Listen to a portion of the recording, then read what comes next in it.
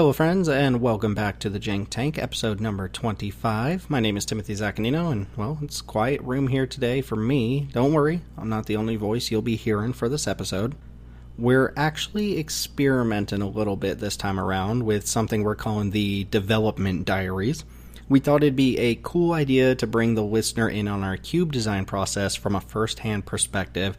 So what we'll be doing here is press and play on a discussion or design session or whatever you want to call it between myself, Chris, and Teld. Just to give you some context about this discussion, and I'll be repeating some of this once we get into the recording, the design team identified that many of the Modern Horizons 3 cards we introduced into our mainline cube were well above the power level we were comfortable with for that cube, and they've been dominating our draft since they were added. We knew we wanted to remove them, or at least talk about them and discuss whether they're actually problematic or not, and we thought this would be a cool time to show people our process in action. So, we've recorded that discussion, and I'm going to be playing it back for everyone with some occasional interjections to either clarify or elaborate some of the points we're making. Obviously, there's a little bit of an observer's paradox here since we all knew the recording was happening, but we tried to approach it as organically as possible. That said, we'll be talking to you as the audience from time to time and wanted to feel more like you're in the room with us listening to how we discuss changes to our cube. Before we hit play on that recording, I just want to remind you that you can get in on the cube action in the Jank Diver Gaming Discord. We just hit 800 members, and we'd like to have you as we push closer and closer to the 1,000 mark. You can find links to that Discord server wherever you're listening to this podcast, and you can come talk about Retail Limited, join our Brawl Bearings League, and of course draft with us and give us your feedback on our cubes. Alright, that's probably good enough for housekeeping stuff. Let's start up that recording, and you'll hear from me soon. Do we want to briefly mention the cards from MH3 that we introduced that have already been cut? Yeah, so let's start by going over Teld. I think you have a list of the cards that are need to go right now, I think on the admin doc. And then let's go ahead and just briefly touch on the cards that we've already cut, which I think is, Nadu and Thonian Nightmare? It's Nadu, Nightmare, and we cut Warden Soul Trader, not because it was too powerful, but because it is clearly a constructed card.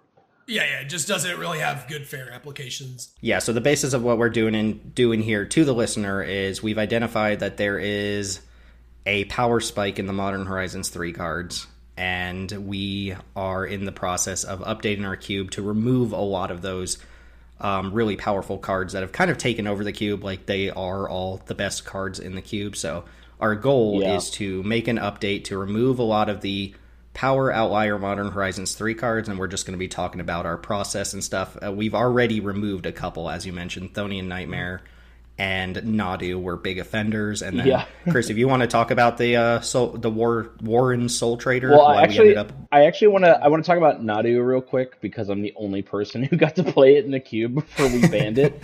I think my deck was mono green with enough blue dual lands to play Nadu and Repulsive Mutation.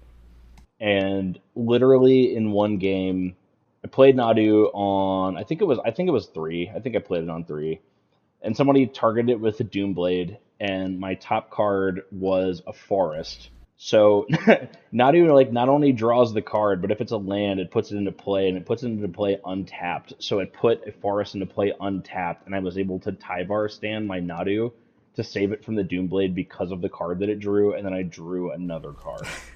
So it was it Carbon? I think it was Carbon last night who's I'm really pissed off at Chris that I've only played with him once in this cube, and it was the day that he 3-0'd with Nadu, and then he just disappeared again. He's why is this the only image I have of Chris is spiking the cube with Nadu and then leaving? That's the only impression that I've made.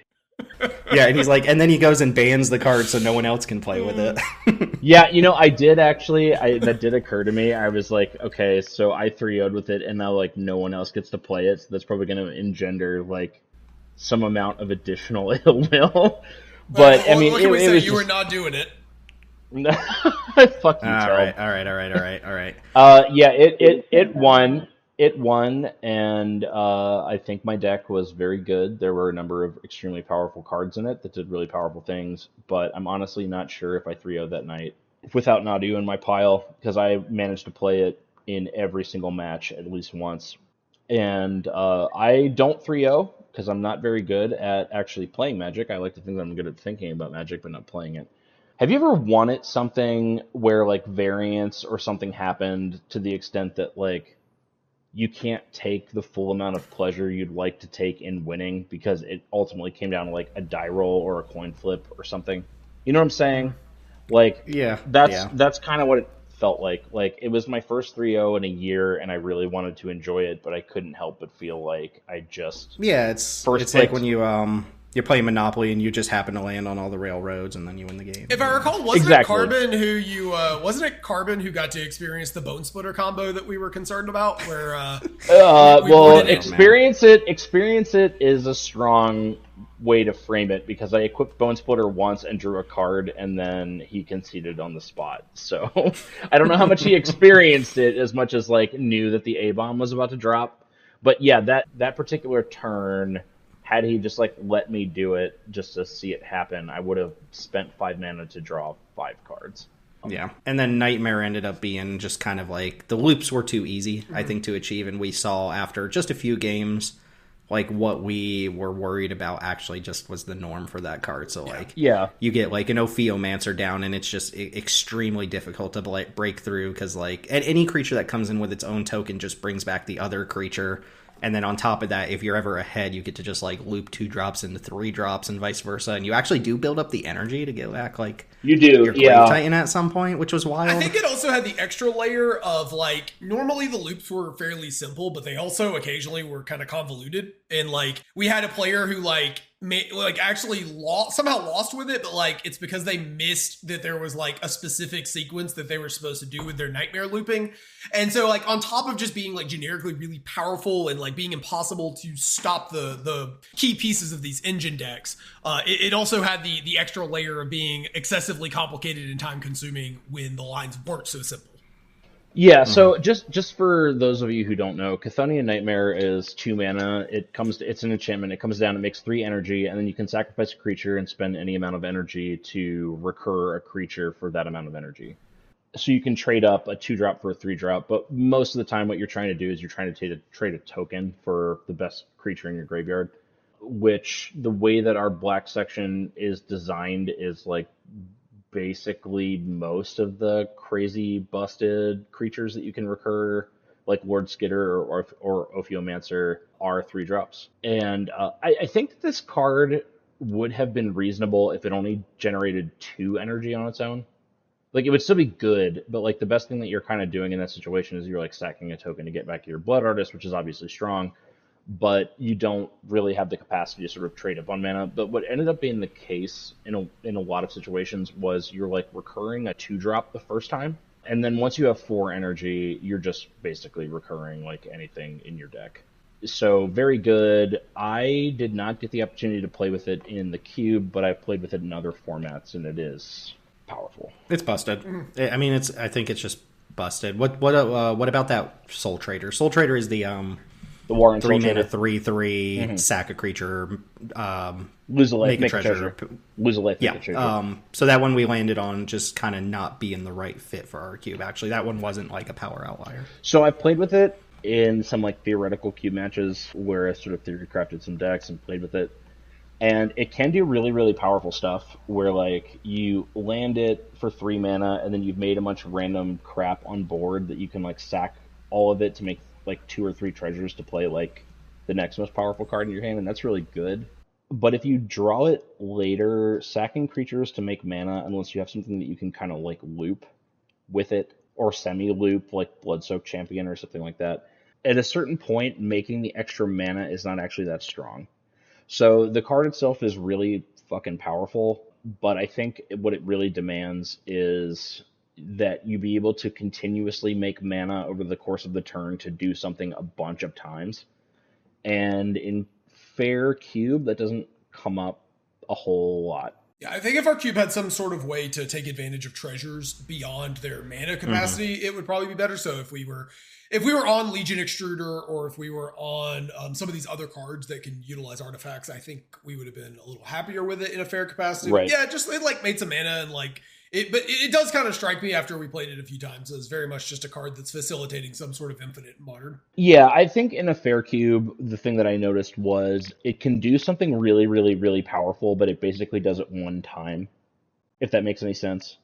Like, I sacrificed like 2 or 3 pieces of crap to make 3 mana to do another thing on the same turn, and that can be really, really strong, but it's not doing that again. And I actually came to the conclusion pretty quickly that Woe Strider's combination of bringing in its own piece of sack fodder and offering card selection into the later game that's always relevant was just way better in a fair context. Yeah. Yawgmoth being another like additional free sack outlet meant we didn't really have as much of a need for like the third free sack outlay on top of Woe Strider and Yawgmoth, which maybe we should tack on Yawgmoth to the list of things to talk about for the Modern Horizons 3 card. But let's go ahead and actually talk about those. I don't know where you have the list, Teld, but did you want to just read off the ones that we've pegged as like cards we're looking to remove today? All right, it's Timothy here again. I just wanted to clear up some questions you might have at this point before we move into the main chunk of the discussion here. We've mentioned an admin doc a few times, so in case you're wondering, our entire Discord admin team has access to a shared Google Doc where they can make notes, suggest card swaps, or have a place to just jot down design notes.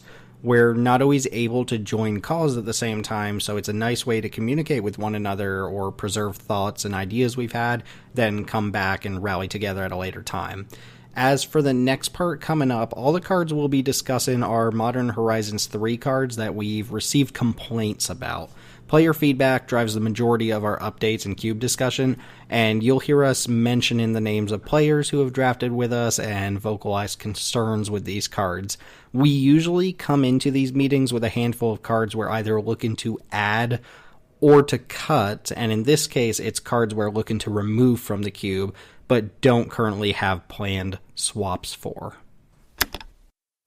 So I have pegged as Guide of Souls, Ocelot Pride, Felia 6, Nantuko, Springheart Nantuko, Tameo, Psychic Frog, and Flage. These are the ones that kind of struck me as like outliers. I think Felia is probably the weakest of the bunch, so like if we wanted to leave that one, maybe, because there are some more restrictions to it, but I think the other ones have all just kind of, I've watched them just completely dominate games to a point that's like kind of laughable. Does Amped Raptor need to go on this list as well? I don't think so. I've played with the card, and I will say this, it is really, really, really potent to the point of like cartoonish absurdity.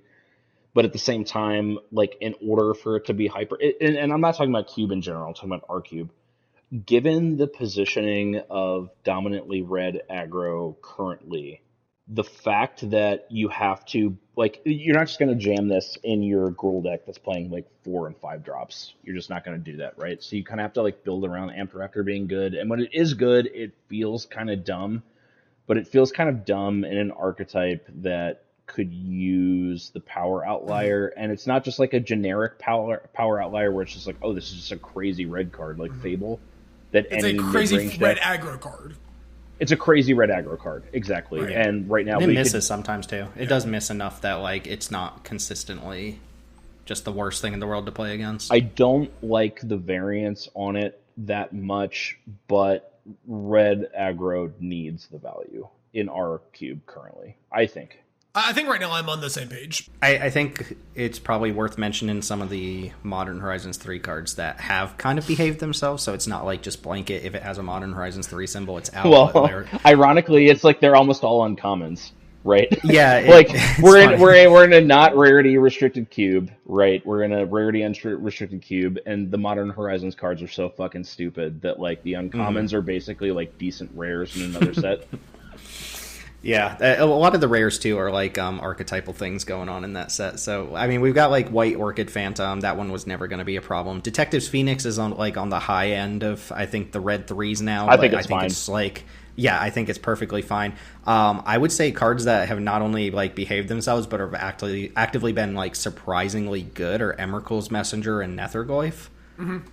Yeah. I don't know if you saw Doug's, like, obsession with blue-black aristocrats. I have, but yeah. Emrakul's Messenger with Yawgmoth is kind of like I know. the truth. It's so stupid. Really okay, good, For those of you that don't know, Emrakul's Messenger is 1 in the blue for a 2/1 flyer with Devoid, and whenever you draw your second card each turn, you create an 0/1 Eldrazi spawn, which can obviously be sacrificed to Yawgmoth to draw a second card, so you just are never not making bullshit to sack to Yawgmoth. It's cool too because you can like Yogg let you trigger it every turn. So like on U8 your turn, you get a spawn, and then like you trigger it again on your opponent's turn, which was really cool. So yeah, I thought that was one of the more nifty interactions that I didn't see coming. That was really cool. I've actually been very fond of Messenger. I think it's played well. It's a cool card. It's like a very, I don't know, it's unique in this space. It's not doing what a lot of the... In fact, it plays well with the other blue 2s rather than being like another version of the other blue 2s, which is kind of neat. Yes. That's what I wanted out of it. I think Goyf has been like surprisingly good. I had a feeling it was going to be like just kind of mad, but it's very often like a 4/5 for 1. Granted, not on turn 2, and I have seen the escape calls actually come back, and it still comes back as like a 2/3 or 3/4, which is in the cube, not nothing. Yeah, you've seen it come back as a 3. How is that possible? Oh, you know what? Well, let me rephrase that. It actually, I think I watched Persian bring it back, but they brought it back with 6. They didn't bring it back with the escape, so it was just like still full power Nether Goyf. Gotcha. It didn't have to exile anything. Okay. Which 6 also bullshit card. You know what's funny is like 6 has felt like the most fair of the egregious cards, which is just kind of a testament. Yeah, well, part of 6 feeling fair is that like sometimes it's not right to use its ability. Like if you just have it in on like turn 3-4, you're obviously not going to just like start pitching lands to retrace like your 2 drops from your graveyard. But like when you do get to turn 6-7, like it basically makes it so you have 0 dead draws, and every land you draw is functionally a copy of any permanent in your graveyard, which is just like so much flexibility on top of the stat line and reach that this card has. It's true, and you only have to do it once, right? If you're getting like a really key thing. Yeah, I mean, I think it's less. I think it's actually less terrifying than the Springheart Nantuko, just because that card is like so. Yeah, let's talk about that little guy real quick. Oh, it's so fucked up. So this is going to the listener a little bit, but Springheart Nantuko is the 1 in a green 1/1 with Bestow for 1 in a green, and it has just this blanket ability of landfall, make a 1/1 insect, which all 3 of us misread. I don't think, did we even talk about this card in the set review? I don't think we did. No, I don't think we did, because we were just like, if this isn't attached to something, it sucks. Like, I think we all assumed that you had to bestow it for it to do anything. Yeah, it's worded very weirdly, and I'm just going to give you the cliff notes here. If it's bestowed to a creature for 1 in a green, it gives that enchanted creature +1/+1, and then the landfall ability lets you pay another 1 in a green to copy the creature that it's bestowed to. But if you don't pay that 1 in a green, you just get a 1/1 no matter what, whether it's bestowed, whether it's on the battlefield. So baseline, 2 mana 1/1 that makes a 1/1 on every landfall trigger, which is pretty good starting point. But then the bestow thing actually does happen. I thought that would be more, like slightly more flavor text than it actually is, and it just, you slap this on like a 3-drop, and then next turn you landfall, make another tumblewag, and the game is just like spiraling at this point. It's really hilarious on Tireless Tracker. Just it's so funny how we went from like not talking to this card at all to we misread it, let's play this card, to wait a second, this card's absolutely nuts, let's not play this card. I've actually seen this like slapped onto a Mana Dork, which does not sound very good. Like, in the first couple turns, like all they did was like copy Llanowar Elves like 2 or 3 times, and that doesn't sound that good until your opponent on turn 5 spends like 9 mana. And like it's just like, here's this 4-drop and here's this 5-drop that somehow synergizes with the 4-drop that I played first, and it's busted. Like, you have to kill the creature that it's on, basically. Then even when you do, it basically leaves behind a Scoot Swarm. Okay, so let's actually talk let's talk some changes here, actually get into the update here, and then we can talk about the cards that are coming out, the Modern Horizons cards that are coming out. We can talk about those individually and why they were a problem for us on an individual basis rather than going over all of them out front. So let's start with white. White, we have pegged the Ocelot Pride, the Guide of Souls, the 2 busted 1-drops, and then Felia. Are those the only white cards coming out here? I think so. I haven't seen anybody play Static Prison. I'm not like that card I think would be too good at this point. It's more of is this card playable? Like, are people... I haven't seen if anybody's put it in their deck. They should if their deck's aggressive, I think. But Witch Enchanter is the best card in the queue. We should probably take that one out too. Yeah. I have seen people put Savine's Reclamation in their deck, which I wasn't sure people were going to do, but they did. And it looked fine. That's a nice one. I don't think that card's ever going to be busted in the hands of someone who's not specifically Doug. Doug is the only person I've seen play it for the record. It's yeah, well, it's basically another Delny, right? So, I mean, it's an interesting card. I think it does something that's a little unique from everything else. So, I kind of like it being here. I actually remember talking to him a little bit after that draft. He was like, "Yeah, man, Savine's Reclamation was really good. It was just like a second Delny." Yeah, it's you remember that old maybe you don't, maybe you do, but Saffron Olive used to have this thing when Siege Rhino was around where like the deck was like all Siege Rhinos and ways to 32 Rhinos, like everything was either copied Rhino or reanimated Rhino. That's how Doug approaches this cube now. Is like 32 Delnies. It's combos with Delny. Honestly, Doug can like never leave the community because otherwise like no one would play green white, and people are like green white's bad, and then Doug 3-0s with green white splash whatever.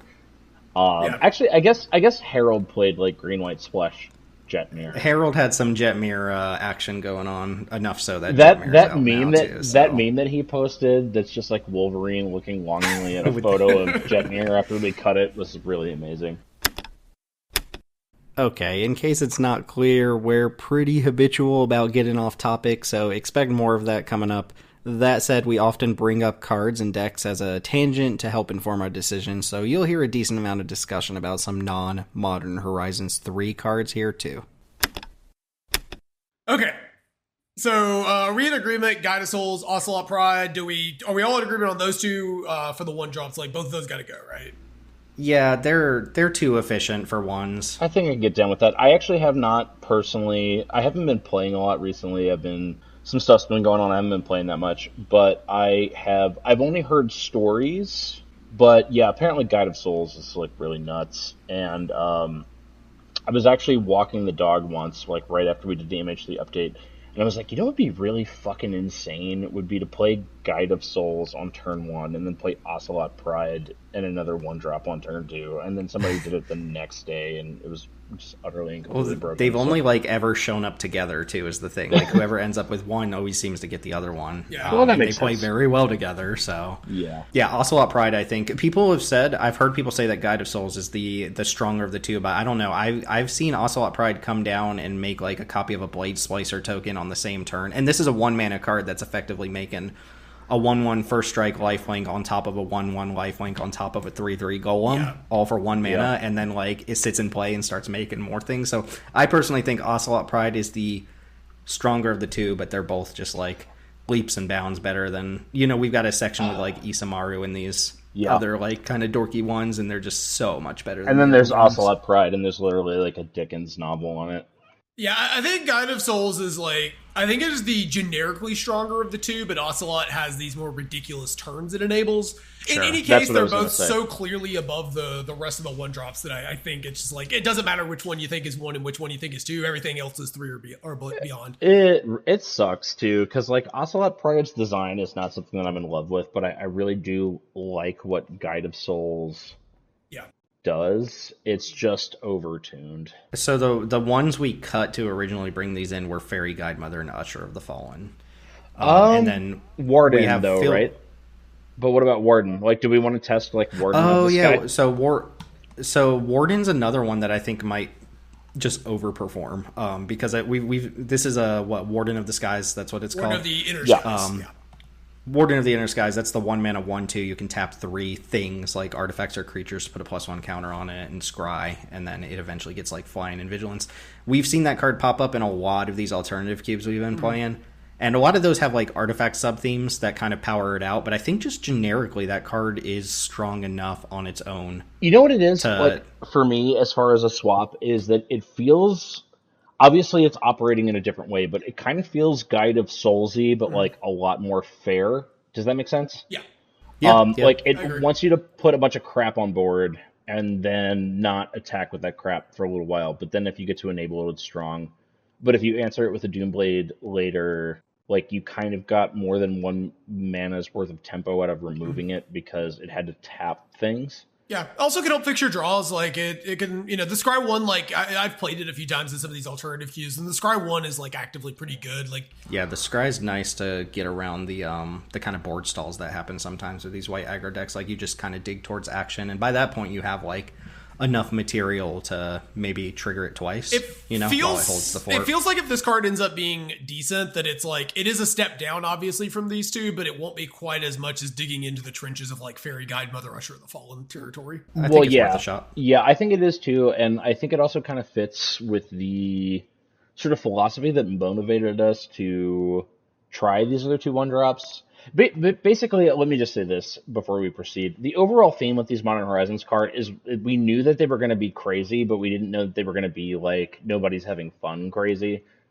If that makes any sense. Like we knew they were going to be strong, and we probably should have known that they were going to be too strong. But when a new set comes out, you have to try some of the cards. And when you've got people in the community opening their pack and saying, "Oh, I didn't," like just jokingly, like I didn't open any Modern Horizons 3 cards, like and like they're joking, but they're not joking. It's right. Like, yeah, okay, I get it. Then you have an issue, yeah. So, and what I was going to say about Warden is that like one of the things that kind of motivated us to try these 1-drops that we knew were good, but we didn't know were as good as they are, is we've kind of come to the conclusion that like Savannah Lions is just not good anymore, and 1-drops that can like chip in maybe like 1 or 2 damage in the early game, but then provide value into the mid game are actually where you want to be with your 1-drops these days.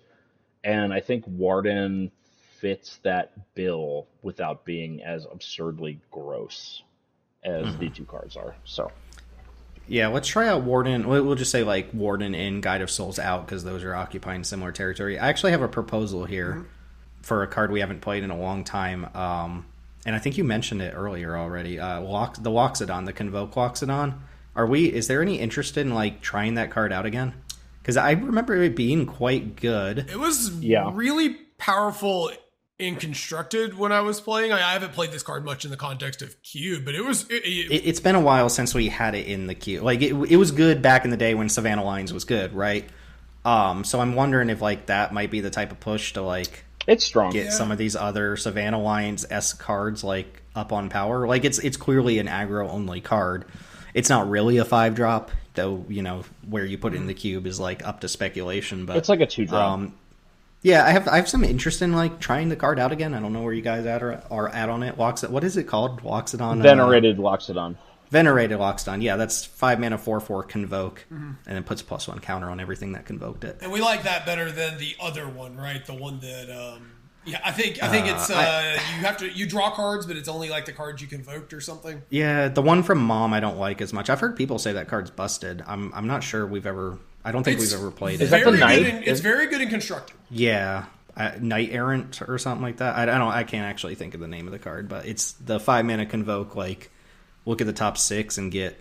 I don't even know. It draws you up to 2 cards, I think, based on like what convoked it. It's Knight Errant of Eos. It's 4 and a white Convoke for 4/4. When it ETBs, look at the top 6 cards of your library. You may reveal up to 2 creature cards with mana value X or less from among them, where X is the number of creatures that convoke Knight Errant of Eos. Put the revealed cards into your hand and shuffle. I actually, now that we're talking, and it's not just because of the art, which I really like. Art's immaculate, but yeah. I think I might like this better than Loxodon because and this is not going to come up like a ton. You have to be playing into a control deck to have it in your hand. But one of the things that Loxodon really suffers from is you give up a bunch of attacking damage to convoke out Loxodon. Like, let's say you play like a 3-drop that makes 2 bodies, and then you convoke like everything on board to play Loxodon or whatever.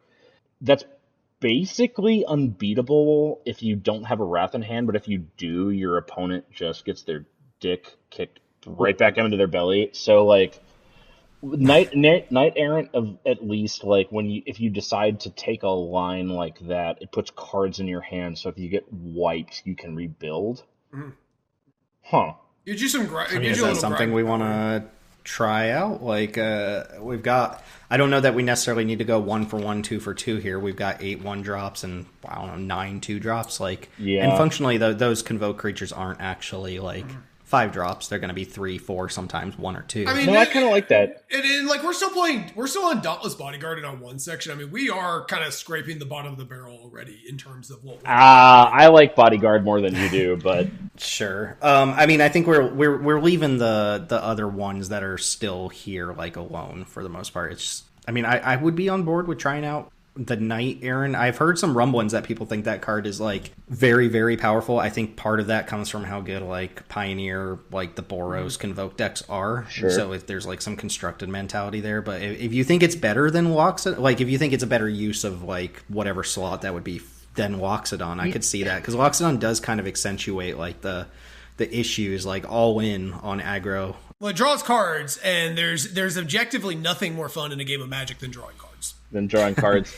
Yeah, I mean, Loxodon, I guess, and this is like one of our design principles, and I actually think maybe one day we should do like an episode on the design principles around which we've organized the mainline cube, just to have a discussion about design principles in general for any cube project, but Loxodon is one of those cards where I think it's inherently more polar than Knight Errant because, like, I don't know how many times you guys have played against Loxodon in whatever format, but occasionally Loxodon, it just is a 0-cost 4/4 that makes your board gigantic. And then if your opponent can't answer it with a Doomblade, right? Because it, like, doesn't matter if you kill their 4/4. It just made, like, 9/9 worth of stats. Or whatever. And if you can sweep, then the aggro player who overcommitted to the board just loses. So I think in principle, I actually like the Knight a little bit better. And I didn't even consider this card, Tim. I was just going to be like, yeah, let's try Warden of the Sky and then bring Usher of the Fallen back in. But I think there's value to trying this, and like I could even potentially see this in like a green-white or a red-white mid-range deck that has a variety of cards that just make multiple bodies. Yeah, this feels like the kind of card that'll make Doug happy. Well, why don't we go ahead and try Warden over Guide? Why don't we try the Knight Errant over whichever one of these other two, and then we still need a cut for the third one, whether that's the other 1-drop or Felia. Well, are we going to do Warden for Guide and then Knight for Ocelot Pride? Sure. I mean, we can say that. Ultimately, it doesn't really like matter which one's for which. I don't think, as long as we don't cut 2 1-drops for 2 more expensive cards. I guess we do have to spend just a second because we talked about Guide and Ocelot already. But are we all on the same page with Felia that we think it's like a little too? It's kind of just like a 2-mana soul herder. Is that kind of the vibe we're getting, like with upside? I will not. If Felia is really gross, I won't fight. It wouldn't be a card that I would push as an emergency cut, but if you guys are like, this is an emergency cut, I'm not fighting anybody over it. Like the card's real dumb. Actually, it's really funny for the listener. I didn't think about this interaction at all, but like Felia can blink any permanent. So I was like, oh, you blink your own creatures or whatever. One of our players played into Invasion of Ixalan, which Invasion of Ixalan, for those of you who are not aware of it, is like it's like a battle that flips into like a powerful creature, but basically every time it ETBs, you like better than Impulse for a green deck, and he just kept blinking Invasion of Ixalan, looking at the top 4, putting the best card in his hand, and then like Felia eventually got to be like a 7/7. Like it got to the point where I couldn't even double block it. I don't think Felia is as pressing of a need as the other two, because I think the other two are just like so completely egregious that it's not okay at all. My concern is that if we don't cut Felia and then we play the cube and Felia is just the obvious best card in the cube, it's going to feel really awkward to have to come back here again the week after or 2 weeks down the road and cut it, which has been kind of my concern. Like Felia is seeing modern play to some extent. Like it's an obviously powerful card. We've seen it do obviously powerful things. I guess like I just want to feel it out from you guys if like we think it's just like one we want to go ahead and just say enough. I think it might be the type of card that's very powerful. Probably, if we were to leave it in, be one of White's best like maybe not White's actual best card, but also maybe White's actual best card. I do think it's getting lumped in a little bit with some of the big offenders here, like the 1-drops, because it's a Modern Horizon, like it's a powerful Modern Horizons 3 card. So like all of those are kind of getting lumped together. I think it's like half a tier below the actual like game break-in problematic cards like Psychic Frog, because like I mean dies to Doomblade, whatever, it does die to pretty much every removal spell even once it gets the first +1 counter, whereas cards like Psychic Frog are just like, they can just shrug off the removal, or other things leave behind a bunch of bodies and stuff like that. So I would be on board with keeping Felia through this update and having it be like one of the kind of like top performant, kind of like the Amped Raptor, you know, like here's just a very powerful card in the section. And then, like, if it is just consistently 3-0 or people are still like, well, how could Felia make the, you know, how did Felia survive the cut and whatnot, then we come back to it. I'm fine with, like, intermittent adjustments, but I think it's the 1-drops that are the real problem, and then Felia's, like, half a step below that. I generally agree, I think. So do we want to just leave Felia alone and just make the 2 swaps for the white? I think we can for now. I kind of expect that eventually Felia will be, like, a must-cut. Yeah. But most of the conversation in white, it feels like, has been around, like, okay, turn 1 Guide of Souls, I guess I lose, or turn 1 Ocelot Pride, I guess I lose. And I've played against Felia. It can be really, really, really, really frustrating, but it doesn't feel like emergency territory the way that the 1-drops have. Okay, well, let's do that for the sake of keeping things moving. I did want to ask, Chris, this is not related to our update at all. Did you read the new Wanderer card that's coming out in Duskmourn? Do you have, like... I think I did. That card? Okay, so it's a 5-drop, right? It's a 5-drop. It's got, like... Sort of. It's a Convoke 5-drop. Flash Convoke. Flash Convoke, Double Strike, Vigilance... No Vigilance, yeah. It gives your tapped creatures hexproof. Yeah. Either when it ETBs or like permanently. But it's a really slick design, but it looks miserable to play against. They keep shitting on my boy Angel of Invention. Like, I keep wanting to bring back Angel of Invention, but then they keep printing these white 5-drops that I'm just like, quote unquote 5-drops. Yeah. For the listener, Teld's cat is currently fucking him up. He's petting it and trying to keep it calm, but apparently the claws came out because I saw the face he just made. They heard we're cutting Ocelot They're Pride, not happy so about it. Yeah. Kitty Cat said, no! Cat representation. Cat has asked for a Johnny to be added to the cube. No, not over my dead body. Alright, so I'm going to step in here for a minute just to piggyback off this part of the conversation. So you'll notice we had 3 cards to talk about here, but only landed on 2 swaps. Basically deciding to let Felia ride for the time being. We knew we wanted to axe the 2 1-drops, but we didn't come to this discussion with specific swaps in mind, so we go about this in a few different ways. The first option is that one of us pitches an idea of a card they're interested in and tries to sell the other 2 on testing that card. If it's something we've played before, it's a little easier to talk about, but a lot of the time it'll be something that's never been in the cube before, and there's some discussion that needs to happen before we all agree to try it out. In the case where there's nothing immediate that anyone's trying to test out, we usually look back at the card that was removed originally to make room for the one that we're trying to replace. We track all of the changes on the Cube Cobra blog, so it's easy to look back at the Modern Horizons 3 update and see what was cut for cards like Guide of Souls and Ocelot Pride. In this case, those were pretty weak cards like Usher of the Fallen and Fairy Guide Mother, so nothing we were too excited to bring back. In the off chance that we just can't think of an immediate swap and there's nothing anyone's dying to test out, we'll usually scour the card pool on Scryfall and look for options in that same card slot. We didn't have to do that here, as we had some suggestions at the ready with Warden and Loxodon, which gave way to a discussion about the Knight Errant. We're usually way more amenable to cards we haven't played before if we see merit in doing so, though, as we'll see later in this recording, it's not so easy to land on a direct swap for something we're trying to remove from the cube. Okay, let's talk about Tameo in a second. Emrakul's Messenger's fine. I'm just going down the list of Hopeender Quaddle has actually seemed like worse than we thought it would be, but I think it's the type of card that I still think it has to be respected, so I'm not clamoring for that one to get cut. Most of the blue, all the blue spells for the most part are good. I do think Sink into Stupor is pretty weak, and I think Waterlogged Teach-Ins is like kind of whatever too, but that one can sit for a little bit. So I would look for Sink into Stupor, and then let's talk about Tameo. Do you guys think Tameo's like actually a problem card? It seems like that one came up after the fact. It is. Like people identified which cards from this set were like absolutely broken, and then like a week later, 2 weeks later, people were like, "Oh, Tameo's on that list too." By the way, it is. I don't know if that's like pain in the ass than I thought it was going to be. Like, Yeah. Teld would probably say that I like undervalue investigate because I complain about investigate as being overcosted a lot. But the fact of the matter is that like I thought Tamiyo was only going to be decent if you could like flip it with card draw spells, but it's not that at all actually. Like if you play it on most blue decks don't have anything to do on turn 1. That's just the reality of most blue decks, right? Like there are a variety of 1 mana blue counter spells that are like highly conditional, and if you can't spend that tempo in that turn, then you effectively did nothing.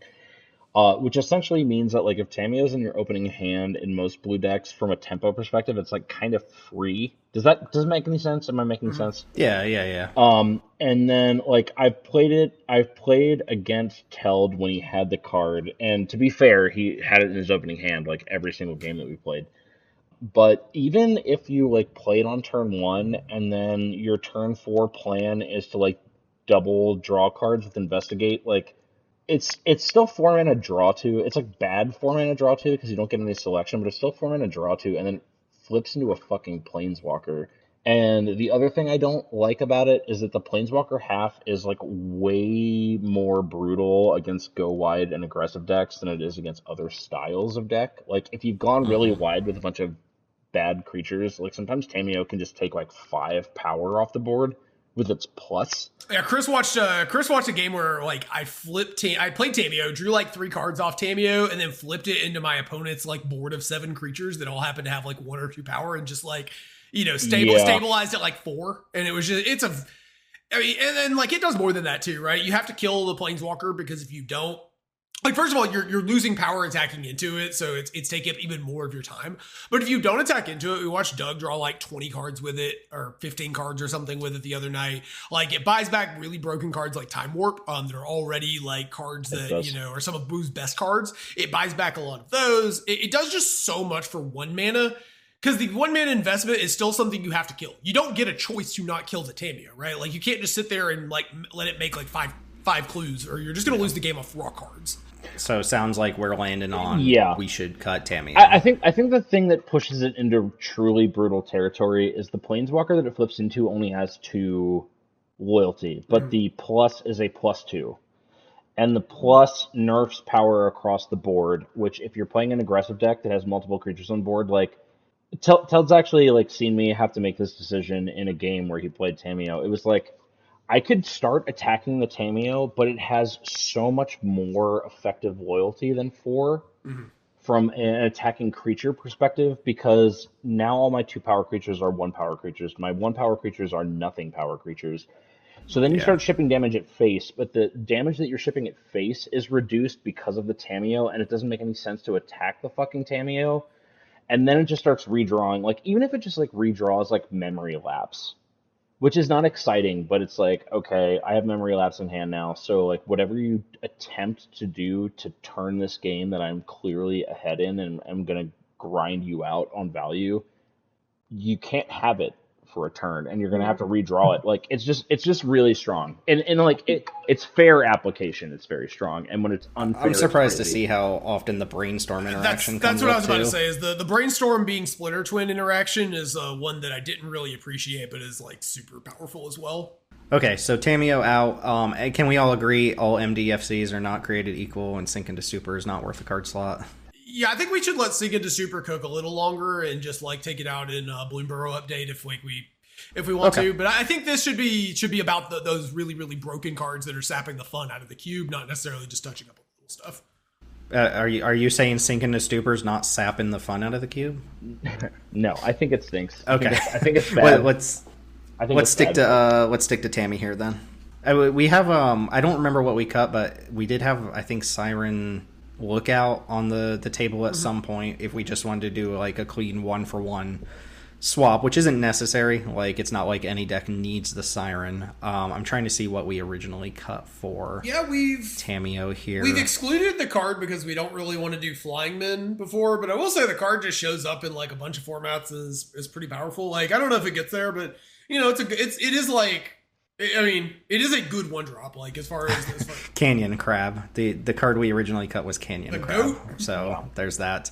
It is. We also cut Rona during that same. We cut Rona. We cut Saruman's Trickery. We cut Essence Scatter. We cut the 5-mana Teferi. Those are all cards that we cut during the last big update. So those are all on the table as well. Like, I know you're a big fan of Rona. Saruman's Trickery is pretty good. Yeah, those could all take its slot. I don't think we need another blue 2-drop that loots. I love Rona, I really do. I know I was sad to see it go, but I don't think it's needed. Okay, so if not Rona, then we could... I mean, Clone Crafter was also on that list. I really don't want to bring the Alchemy card back personally. No, that's fine. I'm not going to fight you on that. I do think it does a job. So I think if we wanted to push something a little more tempo-oriented, we could do the Siren. We could potentially try something like Proph's Eidetic Memory. Sees a lot of play in, like, I think it's seeing play in Vintage Cube. We have it in the other cube that Doug and I made, and it was pretty good there. What does it do? So it's a 2-mana enchantment. When it ETBs, you draw a card. And then at the beginning of combat on your turn, you put +1 counters on a creature you control equal to the number of cards you've drawn this turn minus your draw step. So each extra card you've drawn. So it is awkward in that it doesn't work with cards. Like, it doesn't work with Malcolm, for example. But if you can trigger your Ledger Shredder pre-combat, or if you can trigger your Duelist of the Mind or something like that, you can start putting counters on things as a way of, like, actually...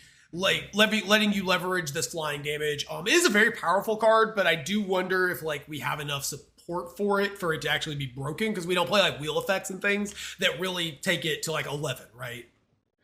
I was going to say, it feels worse if we cut Tamio. Yeah, there's not... I'm looking... There's not actually, like, a ton of blue card draw that works with it. I mean, like, it doesn't. It also incentivizes you to play at sorcery speed, which is not, like, backbreaking. I don't think. Not how but it designed the section. I'm curious. I don't think people would draft it, first off, and B, I think, like, the amount of work you'd have to put in to make it, like, acceptable. That's probably right. Is kind of, like, it's a little at odds with how our blue section wants to play. I think, like, it's a cool card. I think it works mostly in, like, Vintage Cube and stuff, because you're just wheeling, like, drawing 7 and, like, here's 7 counters on my dude. I wish if we had ways to, like, use the enchantment part of it, like, somehow, then that would be more interesting too. I think overall it's just not a card that's going to get played in the way our blue section is built. I know we've brought him up like a million times this episode. I'm actually kind of embarrassed about how much we've talked about this dude. But Doug is a big fan of the Siren, and I think we're talking about, like, one swap, right? So, like, it's not going to make or break what, like, blue does. So yeah, I mean, I think it's an interesting inclusion for stuff like the Bant Cocaine deck, or, like, these sort of blue, like, creature shells that we've been kind of messing around with that we're trying to support. I don't know if it's powerful enough, but, like, it was an absolute banger in its own limited format. It's really good in every cube I've seen it in. So, like, I'm down to try it, and we can see, like, if we give it some time to perform, and if, like, Bloomburrow rolls around and we have, again, if it just, like, doesn't do anything, we just cut it down the road. But I think it's one of the more powerful cards that we haven't actually given a shot at all, and it fits presumably in the kind of shells that we've been trying to push blue to be able to do a little more. I'm down with it. I would say that the most, like, eminently playable card that we have previously cut that would occupy the same mana value is probably Stern Scolding, but I don't think any of us wants to bring that back yet. No, people would be mad at us. Yeah. And we're in service of the people. Okay, let's try out Siren. Rectangle Theory in full force. The blue Thraben Inspector, as it were. Mm-hmm. There's a bunch of blue Thraben Inspectors, apparently. Yeah, there's a Thraben Inspector in every color now. But yeah, let's go ahead and just say Tamio for Siren. Look out for blue. Teld, this is so funny. I just saw what you posted in the chat. Does Mom not like the term polar? Does he not enjoy it? No, he hates when we bring up polar as a reason to, like, make decisions, and he's like, everything's polar. Like, you guys talk about polar too much. Which, like, sure, but black doesn't, unless I'm missing something, black doesn't have any, like, must cut cards. No. There's, of the cards that are here from Modern Horizons that I think have been either just fine or actively good without being a problem, there's Nethergoyf, there's Emperor. I haven't actually seen Emperor Bones doing anything yet, but I think it's just generically strong. Mm-hmm. Marionette Apprentice is obviously great. And then there's a couple black spells. There's, like, Fell the Profane and Spy Master's Vault, which are... Sorry, before we move on, I just want to say, like, the image that Teld posted about Mob's reaction to Polar is a possum fucking screaming. And this has particular resonance for me as a person who's from North Carolina, because I cannot tell you how many situations I've been where I've seen a possum scream and like worried that my ankles were never going to look the same. Like, I don't know if you guys have been within 10 feet of a screaming possum, but it's actually it's fucking terrifying. Especially like, so possums do this thing where their babies cling to their back. So when they're like walking around when they've just given birth, they have like 8 mini possums clinging to their back, so the mom starts screaming at you, and then the baby starts screaming at you, and there's 9 possums simultaneously screaming at you. Chorus and of it is possums. so, oh my god, and it is so goddamn scary. They make this hissing sound. It's like a combination between like a snake and the devil, and it's just wow. You're not Sorry, far off. Like this is, I live in Georgia, so possums are everywhere. It's just I've encountered that once in my life. Imagine a rat could like legitimately threaten you and could also climb trees. To be fair, and that's what a possum is. They eat a lot of ticks, and they don't get rabies very often. So if you get bit by one, no, God bless them, God bless them. But like when they look kind of innocuous, but then they open their mouth and you just see those like jagged witch teeth, and it's just, oh man, if you want to feel fear in your balls, like piss off a possum. If you're cold, they're cold. Let them in. Don't do that though. Yeah, so I did mention we get pretty off topic sometimes, but we do think it's pretty important to explore all of our possibilities. Okay, yeah. I think Toxic Deluge is the closest of the black cards to being problematic, and like, I think it's been fine right now. Like, actually, the line we were talking about, I think during the set review, we talked about like you'd pay 4 or 5 life, and it would put you in range to just oops die. I think I want to say I've seen that come up a couple of times where like somebody just, all right, Deluge, and then like, all right, well now I'm at 7 or whatever, and I've my opponent plays a haste creature and kills me. Yeah, there was a black card I wanted to talk about. I don't remember what it is off the top of my head, but we'll save it for another time. And let's go ahead and table the Yawgmoth discussion here as well. Which brings us to red. If we're saying Amped Raptor's good and good to keep around, Reckless Pyro Surfer, I can't imagine anyone has a problem with that. Nope. Detective's Phoenix is okay. Am I missing? And then the rest is probably just interaction. Galvanic Discharge is good. Arena of Glory, I think, has been cool. Like, it's not a problem. We're not talking about that one, but I think that card's been cool. Phoenix is a really scary card, but it hasn't seemed to dominate the cube in the way that the cards that we're cutting have. So like, I think it's another one of those like, give it more time to see. I think it's in the Felia conversation probably of like, I expect that once we make this line of cuts, Phoenix will probably be one of Red's best cards. I think it's just a good fit. I think this is what we're looking for, I think this is a good fit without being a problem. Yeah. Agreed. Yeah. I don't think Phoenix is broken, and I've played with the card, and it obviously has like tremendous upside and can kill people out of nowhere, but you're playing it as Windrake with haste a lot more the first time than you would maybe think that you would be. I think this card's acceptable. Yeah, I think the thing that has me on Phoenix as being okay is like, I look at the 3 section and like, it's not clear to me that any of them are actually better than Breaches or Bone Crusher Giant. And like, that's, if that's the ceiling, that's probably fine. I think in an early pack, when I don't know what color I'm in, I think I take Bone Crusher before Phoenix most of the time. Yeah. I think I would take probably almost certainly take. I think I'd take Bone Crusher or Breaches before I'd take Phoenix, and just like if it's like really really early, just because those cards go into basically any red deck as opposed to Phoenix, where like I do think you want to be aggressive to play that card ideally. Definitely, and it's maximized in Gruul, right? Like upper ceiling of power as a problem is, in my mind, from a design point, like mitigated by ideal location. If that makes any sense. Like, I brought it up earlier, but part of the reason that Fable is such a fucking problem is that like I'll play green white and I'll just like draft some green red and white red lands to like play Fable because it's just always good every single time. And Detective's Phoenix, and interestingly, like Detective's Phoenix wants you to be aggressive, but it's maximized by having a couple of larger creatures in your deck as well. So like, I think there are enough considerations to making Phoenix busted in your deck that I think it's a fair card. Okay, yeah, I'm on board with all that. Yep. So nothing from red needs to change right away. Green, I think it's Springheart and Antuco, and 6 are the 2 cards. And I think 6 personally is in that Felia category as well. So we could talk about whether or not to cut that. It's worth noting we have 9 green 3-drops right now.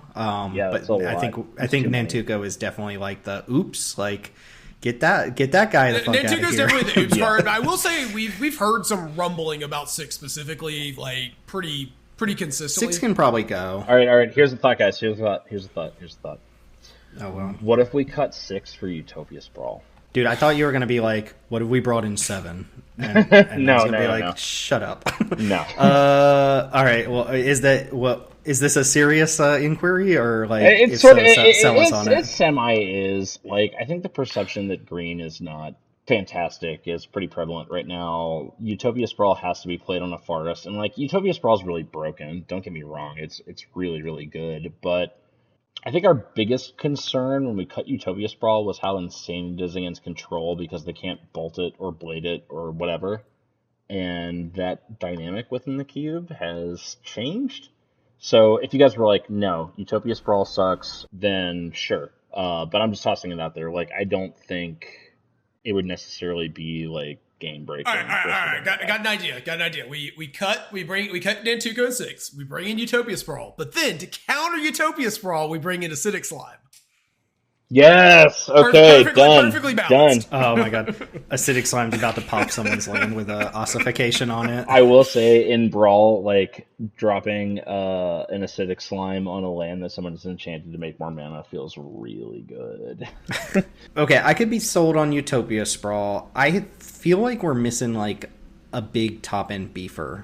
I actually agree. I think we trimmed. We cut Kogla not too long ago. The problem that we keep having in green is that like the top end beefo shit is either insane or mediocre, and there's like no in between. Yeah, it's like the other 7 drops, 6 and 7 drops we can run that are like appropriately. We basically end up with there's the 7 drop from OTJ, right? The big stupid dinosaur. Which, don't get me wrong, I love me a big stupid dinosaur. But the problem is that card is like extremely difficult to get rid of while also being just super good at stabilizing. And then there's like rough triplets, and like I mean, I don't need to get into a that's my thing. It's like gruff triplets or like a 6-mana 4/5 that like draws a card when you cast a creature spell, and there's like nothing in between. It's so awful. We could do the rigmarole here of like Scry Fault Searching, all the 5s and 6s again, or 6s and 7s. I don't know that we're gonna discover anything that hasn't already been discovered. I'm actually fine with Vaultborn Tyrant on power level. My question is just, does the green section want 2 7 drops? And my gut is like probably no. My gut tells me we want a 6 drop, but we don't have a good 6 drop available to us that meets what we're actually looking for is the problem. Mm-hmm. Like it feels like it should be a 6, but I mean, what 6s have we not played before that we're suddenly gonna land on now? I realize that it is a heavy green commitment, and like maybe other people don't think... I swear to God, if this guy says Feast and Troll King... Oh, I'm not gonna say it then. Oh, he was gonna say Feast and Troll King. It's a 7/6 Vigilance Trample that recurs itself. Like, it's not bad. Sure. Yeah, I mean, I don't think it's that. I mean, it's basically just Vaultborn Tyrant for 1 less mana, right? Well, just dies into a copy of itself. I mean, yeah. So what I'm hearing is we're gonna play Aberberg Caretaker, and we're not gonna. Oh no! Hexproof. How do you guys feel about so miserable? How do you guys feel about Carnage Tyrant? Still, yeah, think it's overkill on the thing. I feel you. I mean, Storm the Festival comes to mind, but I don't remember that performing particularly well. I think it's a really mediocre card. Yeah, not being a permanent kind of in green is always... Thorn Mammoth? What is Thorn Mammoth? The Thorn Mammoth's the 7-mana 6/6 trample. No. It fights whenever creatures come into play. No, and I'll tell you why. It doesn't do anything against control, and it brutalizes aggro, and green already does that, so no. Alright, this might be a good time to address some of what's going on with the green discussion here. Green has probably been the recipient of the most overall changes in this cube over time, to the point where a lot of the cards we're hesitant about in this discussion are cards we've already tried in the past. Part of our overall issue with green is, as Chris mentioned, there's a huge disparity between the power level of expensive green creatures in the arena card pool. We've had issues in the past with cards like Defiler of Vigor, Elder Gargaroth, and so on, while also finding out that cards like Cavalier of Thorns and Verdurous Gearhulk tend to underperform. This one's not so easy as doing a Scryfall search for inspiration because we've addressed the top end of green so much that we all kind of know what the options are, and we're generally unexcited about most of them. It's also worth pointing out that not too long ago we were able to identify that green decks had a noticeably bad matchup against blue control decks, so much so that we've warped a lot of our green design around being able to play better against control. You'll notice that drives part of the discussion about cards like Utopia Sprawl and Thorn Mammoth, but it's something that's not explicitly stated in this conversation. We could just play another. I mean, the other thing is we could just play another 5-drop, right? Because the thing is, like, creatures are so much more efficient now than they used to be. We could. I know we just cut it to like upgrade our 5-drops or whatever, but like Battle Mammoth is not a bad card. It's not. It's not. I mean, it's not a great card, but I will say Battle Mammoth, for as much memery as came around it, like usually was okay. Like it was usually all right. Froghemoth. Froghemoth. I remember it being really dorky. Doesn't that exile your opponent's entire graveyard or something? 5 mana 4/4 trample haste. When it hits your opponent, exile that many cards, put a 1/1 counter on it for each creature, and a gain a life for each non-creature. That's not bad. Is that actually better than Ulvenwald Oddity though? Probably not. Like it's a whole mana more expensive. It's a whole ass mana more, and like we don't get to flip it to win the game if we have a bunch of mana. What about this enchantment, Glorious Sunrise? Whole ass is one of my favorite phrases in the English language. It appeals to me as a Southerner. It does. I've played against Glorious Sunrise before, and it's really miserable when it's good, and it's like not worth the mana when it's bad. I don't know. I'm not into it, but like it's not horrible, I don't guess. But I don't know how an aggro deck actually beats this if you play it at a point where you're not just dead the next turn. I'm stretching for things. Kira the Boundless Sky. Yeah, there's like Invoke the Ancients. That's like 1,000,000 green mana. We already have Tribute. Hear me out. Awaken the Woods. No, the one that makes forests. It's not the worst. It's not the worst. I mean, it's the make a bunch of Dryad Arbors. Yeah. Yeah, it's X green for create X 1/1 Forest Dryad land creature token. Okay, so if we play this for 5, it's not bad. If we play this for 5, we've played like a bad killer Among Us, right? Yeah, I mean, okay, all right. Actually, okay. Side note before I forget, because I will. I know we've like subbed in and then cut and then like subbed in and cut these effects, but if we really feel like we have too many 3-drops and we effectively have like a free slot, we could bring back something like, what is it? It has like a dinosaur on it, like Huatley. And no, not Huatley. Chris says it has art of a dinosaur roaring, as if that doesn't describe every card. No. It's an 2018. It's green X. Search your library or graveyard. We're not bringing back Finale of Devastation, Chris. Stop. God damn it! All right, fine. Okay. Real quick, guys. As far as the Nantuko goes, I did want to pitch. How do you guys feel about Werewolf Pack Leader? Because if we wanted to have like a 2-drop that actually like plays to the board in some way. Have we tried that card anytime I don't think we've played it anytime in the last couple of years, right? No, maybe it was before your time. We've had it in before your time, possibly, but I don't have a problem with trying that card again. I like green beatdowny cards. I mean, I like that these days it feels like we have more green low drops that are actually like fine splashes in an aggressive plan. The pack leader is not a splash. Yeah, that's true. It is easy to splash. But the mana is good enough. Like if we were to play pack leader, I would view it as like a secret Gruul card. Mm-hmm. Yeah, probably. But I'm down with it. If that's what we want to do. I think that's probably okay, just to like kind of push the update out and then reconsider down the line. It did see play when we had it originally. That was actually quite a long time ago. Though I mean, green is always going to bring up problems in a small number of games. So. Mm-hmm.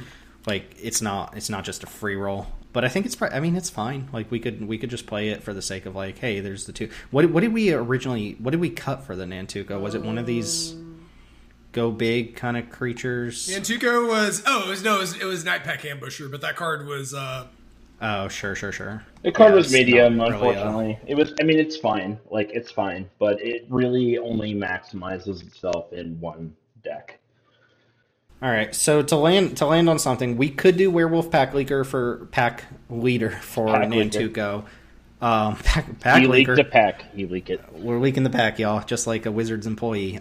So they got him for the 6. I don't hate the idea of just like Battle Mammoth. Battle Mammoth is like the most placeholdery card that ever placeholded. There's Verdur's Gear Hulk. We could do Tendershoot Dryad if we wanted to try that guy out again. It is a 2/2 for 5. We could also sprawl it though. We could sprawl. We could. Oh yeah, Utopia Sprawl is an option as well. Sprawl. I mean, the problem is like, I don't know, man. Like Sprawl, I'm not saying these. I don't know. There's a problem with balance on these 1-mana dorks, and it's been brought up a couple of times, and I don't really know how to address it other than like, when you put all these 1-mana dorks in the cube, it's just like if your opponent has it, then you just know you're under so much pressure so quickly. If I had it my way, like I almost wish we could just press delete on all the 1-mana dorks, just because they cause so many balance issues with green 4 and 5s and 3s. Yeah. I mean, I feel you. But... I'm not on board with this, but I don't know if you were in on this conversation or not, but somebody whose name shall not be mentioned again this podcast was complaining about their opponent having 1-mana dorks on turn 1 because obviously they were losing to them. Well, then they can chill because 1-mana dorks are fine. Like, yeah, I think that's too much of a core identity that we would even like consider like axing them, but at the same time we wouldn't go to like 8 or 9 of them as some people suggested. Man, wouldn't this conversation be so much easier to have if we had like Birds of Paradise? Yeah. Yeah, it would be. Or a hierarchy or something. I still think it'd have the same issues of like once you get up to a point where you know your opponent's always going to have a 1-mana dork on 1 reliably, I think you've reached a point where like you have to start really trimming the power on the 4s and 5s and 3s again, because like I think you're just going to have so many issues cropping up. But I would agree with that, but we decided from a design standpoint that like ramping on turn 1 is such like a fun core green identity that we would rather trim what you can exploit from that than like trim green's ability to do that in the first place. Yeah, I guess I just like I don't like we cut Utopia Sprawl for a reason, and I don't think those reasons have really changed. Like there's maybe a couple more answers floating around now, but I don't think the core reasons we took it out in the first place have changed. Like that paradigm is still... I would agree to some extent. I would say that like one of the... Is it impeti or impetuses? I don't know. Green was super good. That is the one thing that has changed. Well, green was dummy thick, and like one of the problems that actually made us look at green really hard was that green was actually good into control. Yeah. And we perceived Utopia Sprawl as part of that problem because it can't be like cut down or fatal pushed or whatever. It's still really strong. I think if we re-add Utopia Sprawl, it's one of green's best cards, like instantly. I guess what I'm trying to say, and we've talked about this with like green a lot, is, for the listener out there, one of the things that we've been really thinking about with green cards is there are a bunch of green cards that are really, really strong, but they're like even better against aggro than they are against control. And that's not where we want to be, because green is already good against aggressive decks. In the arena card pool, at least, accelerating out like a large creature that blocks everything is just good, whereas like a control deck would just be like, okay, cool, nerd, I'll counter that or whatever. One of the reasons we cut Utopia Sprawl is that it's not interactable, and blue really sucked.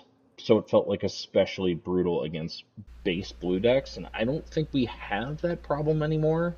Which is not to say that I think that Utopia Sprawl wouldn't like instantly be amazing, but I think that at least some of the circumstances around which we cut Utopia Sprawl have changed. You could also bring back Bilbo Cactans. Oh wait, no, that's different Cactus. Cactus, Bristly Blood Farmer? Bristly Blood Farmer? Yeah, we could. I mean, it's like a 4-drop that's like... Bristly Bill's still in the cube. Yeah, Bristle Bud. Sure. We could bring back a 4-drop that has like 6-drop value. We could do that. Yeah. I think that card is absurd. It is absurd. I personally think where I stand on this is it's similar to Yawgmoth, how we saw... We removed Yawgmoth, Aristocrats doesn't do so well. We add Yawgmoth back in, Aristocrats is great again. I think Utopia Sprawl is a very similar effect to like Green Ramp, where it's like we removed it, so green goes down a notch, we bring it back, green's going to like jump back up again. And maybe not to the same extent, because like it's a little more replaceable than like Yawgmoth is for Aristocrats. So I think with like having brought back Radagast already, bringing back Utopia Sprawl, we brought back Vorinclex recently, like maybe we're pushing ourselves too close to what we had an issue with in green for the first place, like by bringing back too many of those things. So I'm kind of like pushing back against Utopia Sprawl here. I don't know. It just feels like that might accentuate, and maybe it won't, because green doesn't seem to be the dominant, like the de facto dominant color at the moment. But I think we should probably just like cut 6 for like a Battle Mammoth or a Verder's Gearhulk type card for now. Okay. Yeah, we did have a couple of people ask for Ulvenwald Oddity back, which is another like kind of. That's true. We could bring it back. I don't think like I think it was Carbon that said that Ulvenwald Oddity was better than whatever his opinion was. Hulking Raptor is probably the card thing. Yeah. I don't necessarily agree with the idea that Ulvenwald is particularly good, but it was pretty popular. I think Ulvenwald Oddity is a good card that people give flack because it's in the same section as Quest and Beast, and Quest and Beast is significantly better, so it makes like Oddity look worse by default. But I think Oddity is just like a rock solid card if you don't make that comparison. Okay, fine. If we don't want to do Sprawl, then Ulvenwald Oddity is fine with me. I'm not gonna, I think Sprawl might be, we might need to like think that one out a little bit more. And to the listener, if you weren't here, like if Chris didn't know you were here right now, like listening, he'd be giving us like way more shit about this right now. He throws things, which is weird because we're not in the same room. Like he cusses like at us. Things just start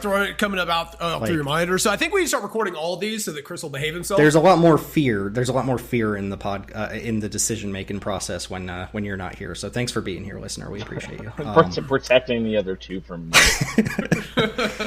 Okay, sure. Let's say Oddity, and let's say Werewolf Pack Leader, and I'll have Pack Leader pegged as like maybe let's look a little deeper into 2-drops and other cards that we can see later on down the line. People like Pack Leader, and people like beat downy green cards. I mean, I think like Werewolf Pack Leader wants to be in the same cube as Pelt Collector. I think the difference is that like Pelt Collector requires a lot of setup, whereas the Pack Leader is just kind of it's still like relatively overstated, right? Like you're playing a card that's above obviously the vanilla test or the square test or whatever is dead, but it does put a good bit of power into play and it draws cards pretty reliably after like turn 3, turn 4. I assure you, I have passed the square test for 32 years and I continue to do so. Tim's a pretend square, like. Tim is that guy that like presents as nerdy, but is actually like the coolest guy you know. Sure, yeah, that makes me sound good. Let's go with that. No, I mean it's just factual. I've said it on the podcast before, but I had such a huge crush on Tim when I first met him. I was like, I got to get to know this guy better. Actually, okay. Side note though, like we could go with Ulvenwald Oddity or whatever, but like. If it feels kind of like a free slot and the cube doesn't feel like it's missing Oddity, is there anything wrong with us like trying Pelt Collector and giving people the opportunity to try a different style of green 1-drop? Like, are we losing anything design equity wise? I think that's fine too, and it would make sense to bring alongside the Pack Leader. Like they play in the same deck, so, right? And like, that's there's what I'm some thinking. Continuity there. And there's Beast Caller. There's what is it called? I don't hate that. Like the 2-drop that grows. Like if you were to go to like Pelt Collector into Quirion Beast Caller into like largish 3-drop, like you're fucking rolling at that point. One little pushback on that, Chris, is that like doesn't Oddity also fit in all of that shell? And I'm only asking this because I don't know if Hulking Raptor is seeing a lot of play. And I know that's not the purpose of this, but if we wanted to make this swap to bring in this package, that could be something we just do along the way if we wanted. That's fair. I'll leave it up to you two. I'm just throwing it out there that like Pelt Collector is a highly unique card that I think in general, like my first thought when I think of Pelt Collector is like, oh, Pelt Collector sucks, and then I play against Pelt Collector and I'm like, oh, 1 mana 4/4 trample. Yeah, in this particular shell, Pelt Collector is actually pretty good. So proposal then. just to kind of, I guess, make this a unified package of like kind of green beaters, we could do Nantuko and 6 out, and then we could take out Hulk and Raptor as well and bring in the package of Pelt Collector, Werewolf Pack Leader, Ulvenwald Oddity. I want to give Raptor a little bit more time. Okay, and I was going to say, if you want to just hold off on Raptor right now, like we can table Oddity, because there are other green 4s that style of deck has access to, so like Oddity is the most replaceable of the bunch, I think. Yeah, like you still like you're still probably pretty happy to play Doomscar Warrior. Doomscar, Quest and Beast, like you'll play. Yeah. My thing with Raptor, and I think people don't respect the card enough, is if you play Raptor and then you utilize the 2 mana effectively, and then you trade with Raptor, it was effectively a 2 mana 5/3 with Ward 2, which is not That's true. bad. The Raptor gets a lot better though when you can tutor for it with your Huatli. Huatli. All right, let's table Huatli. Let's table Huatli. I will go on record for saying I think Huatli is a sweet card too, so maybe like we can have a conversation about that. But let's just lock in. Let's just do it. Let's just do it. So Teld will stop talking about it. Let's just bring. Well, then we have to talk about a different card to cut. So let's lock in Pelt Collector. Let's lock in Werewolf Pack Leader for 6 and Nantuko, and that gets rid of the Modern Horizons cards. And then we can come back to Ulvenwald Oddity and whatever else we've got on the table for green. And then we should be on the eye for like a reasonable top end green creature if they give us one, which doesn't feel like we're going to get one of those anytime No, soon, it's either going to be like day ruiningly absurd like Gruff Triplets, or it's going to be incredibly mediocre. Mm-hmm. Yeah. Okay, quick interjection here since we're about to move into the gold section. If you're not one of our regular drafters or you're not familiar with the Jank Diver Cube, I just wanted to mention up front that our multicolor sections aren't all equal the same way our monocolored sections are. We treat our gold and colorless section kind of as one giant pool of cards, with some color pairs having access to more gold cards than others. In other words, if we're looking at a Boros card we need to cut from the cube, we won't always be looking at explicitly another Boros card to take its place. That's going to come up here, and you'll hear some mention of swapping gold cards out for colorless cards, so just wanted to clue everyone in on how we treat our multicolor section before jumping in. Also, huge shout out to the audience for keeping myself and Teld safe from the rage and menace that is Christopher Sofsky. Alright, back to the show. So if we move into gold, I think it's just Psychic Frog and it's Flage, right? And then those are the last 2 on the list. Am I missing anything? No, I believe that's correct. I don't have a problem with Flage. It sounds like you guys do, so we can replace it if we want to. But Psychic Frog is super fucking toxic. Like, what I really don't like about Psychic Frog is like, it's not just messed up, but it's like one of those things where like I've played against it and my opponent discards their entire hand to it, which is like the right thing to do. It turns out it's just to discard your hand to Psychic Frog and make it like a 5/6 or something, and then like make it fly and then like rebuild your hand. Problem with Psychic Frog is that like your opponent either discards their hand to it, which like sounds like it should give you advantage, but it kind of doesn't, because it's so massive. It's just going to draw 3 or 4 cards before you can tangle with it in combat. Or your opponent discards their entire hand to it, and then you Doomblade it, and then they just lose, and there's like not a whole lot in between. Like Psychic Frog either like wins or loses. I don't agree with that, but I will say Psychic Frog, like from a design perspective, is actually my favorite of all of these cards. Like I actually do think the card is really, really sweet, and I hope to play it in a format at some point where I can play like a blue tempo shell with it. But in this cube specifically, it is not okay. It is. You know why that is. I've said it before, and I think I've actually dead named them a couple times, so I'm going to be careful about this. But Carmen, I don't know their last name. I think it starts with a K, but Carmen K, who works with Wizards and does a lot of card designs, like never misses on their card designs, and this was one of theirs. I think this was a card they pitched when they first joined Wizards of the Coast, according to them on Twitter. The design on this card is just it is so sweet, but it is also you cannot beat it with a red deck. Like you unless your opponent messes up. God, it was so funny. Like Doug rage quit the other day because. We heard it. Trust me. Everybody in chat heard about it. Yeah, 20 I mean, I wasn't in chat, so I didn't hear it. But like, Doug apparently raged because he discarded his like entire hand of this card and made it like a 7/8. Which, if you're listening to this, it was the right choice. I think like to hold the land and play it, because you only had 2 lands on the battlefield, so like the cards that you were drawing with Psychic Frog would have been less castable had you not put the land onto the battlefield and discarded it instead. But I had exactly Searing Shot, which is like red, deal 5, and then Lightning Strike. And if I had not been holding, like, I would have had been holding 2 red deal 4s or the exact combination of cards that I had in order for that to make that the wrong decision. Yeah, you should hear the rendition of that from the other side of the table is something like, wow, do you really have Searing Shot and a Lightning Bolt in hand? You have those exact 2 cards? What are the odds you have those exact 2 cards? Shit happens in Magic. Like, yeah. Shut up. But there was some salt. It is still like obviously if you have those exact 2 cards in that situation, you win. But like the frog, like even when you don't too, like if your opponent if you're on the play and your opponent stumbles, like the card just takes over the game too, right? Like you start drawing cards, it wins most combats. Like it's just a very, very, very powerful, efficient card. Love the design. Think 10 out of 10. Love the reference.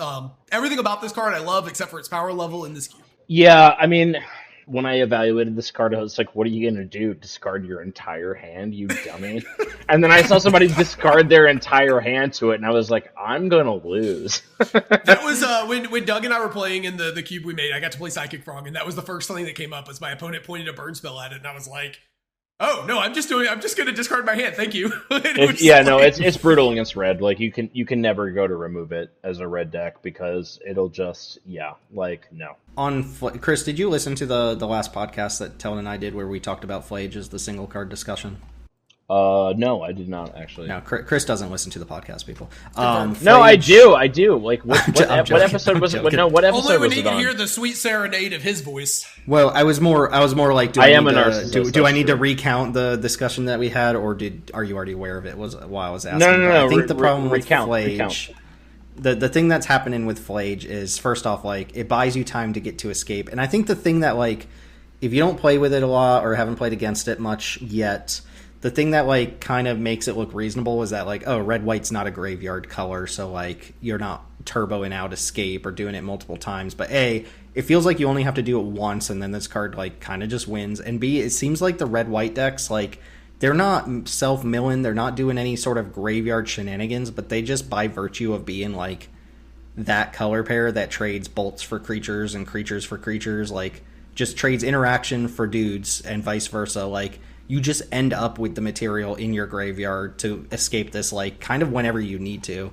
I think the card has been problematic, is basically what I'm saying. Okay, I mean, if you guys think we need to cut Flage, I'm not married to it. In the multicolor space, it just kind of comes down to, like, what the cut is. Yeah. And then White the Reliquary has been fine. That's exactly fine. Yeah, no, White's fine. White's good, but it's fine.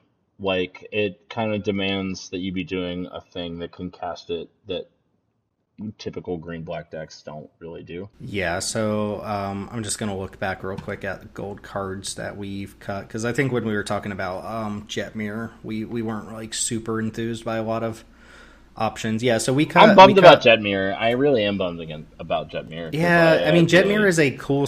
It's a signal for a deck that, like, you don't draft often, but it's just, like, the linchpin card of that deck, and, like, just such an efficient closer that... I don't even think it's that. Like, I think it's that, like, you don't have to draft Naya to play Jet Mirror. I think you can just draft, like, Boros tokens and just, like, splash it, and it's just the best card in your whole deck.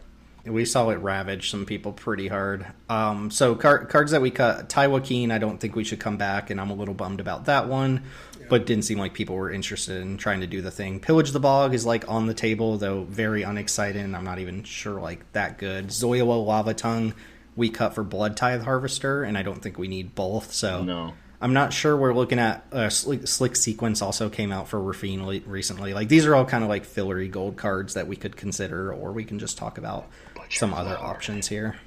The Horde Butcher... The one who butchers hordes. No, Butcher the Horde can't be good enough. I was personally on board with Ginny, like, trying Ginny Fey out. Teld didn't like that suggestion. What are you talking much, about? Butcher the Horde's not good enough. You sacrifice a 1/1, you give it haste, you nug for 5. It's a three color 5/4 sack a creature as an additional cost. It has basically flying. To Does it not have flying natively? No, it has flying, but it's like you still got to go down a creature to make it relevant. I think it's so butch though. It is not very good. It is definitely a Cons of Tarkir rare, is what I would say. Like, yeah, it's cool. It's a sweet card, but is it good enough? No. Plus, people are going to give us like total shit if we put that card in. Like, they're going to be immediately, whether it's good or not, they're going to be like, why is Butcher of the Horde here? What is this, 2015? In case people's days haven't been ruined enough in Modern Horizons 3, we could add Chris. We have so many Gruul cards already, though. We can just crush more hopes and dreams. Gruul is the infinite well of like identical beat down creatures that are all good, and we can't play all of them. How idiotic is this card as a common? Like, what the fuck were they thinking? For those of you that don't know, it's like, what is it? Like 2 red-green for a 2/3 that makes 2 Eldrazi spawn, and whenever you sacrifice an Eldrazi spawn, you get a +1/+1 counter on it. And it has reach. And it has reach. Because literally every... And it's a cascade trigger. Or a cast trigger, not a cascade trigger. But, oh my god. Yeah, no. Messed up card. Super stupid. It's probably better than Bloodbraid Elf, but like we'll cut Bloodbraid Elf over my dead body. So. Oh, but what about Hugs? We got to find room for Hugs. What's Hugs? It was a Bloomburrow card that was spoiled. Another like kind of generically strong Gruul card. Though it does have a restrictive mana cost, so. I think it's... I guess since I brought it up, I'll just it's red, green, and then X, and you get to impulse draw like X cards. Yeah, but it's a 5/5 trample as well. You know what card I really, really like as a 3-color card, but I don't think it necessarily gets there, is that like Teamer weirdo, like the super cute little like screaming marsupial thing that like impulse. Loot? Yeah, loot. I like that card a lot. Yeah, Ward 1. Loot the key to everything. Loot the key to everything. The AKA Magic needs a new cute mascot. Yeah, the what is it? What is it called? Is it toyetic or toyification or something? Like we need to be able to make toys of our property. Yeah, I think it's toyetic, but anyway, like yeah, loot. No, so adorable though. Oh, what a lovable little boy. He has fallen for the bait. Oh, he's a beast. He's a beast noble too. He's a noble beast. I like the idea of Disa the Restless, but as we've mentioned before, Slimefoot and Squee is like a perfectly fine Jund card to have, and we don't need multiples. Yeah. There's also Absinthalia, boys. Absinthalia. I mean, I've said before, I think that card would be just fine. It's not signaling anything. Thalion the Gitrog monster. Like, it's okay if we want to try another 3-color card. We're actually going up to quite a few 3-color cards, but I think the cube can support it just fine. Yes.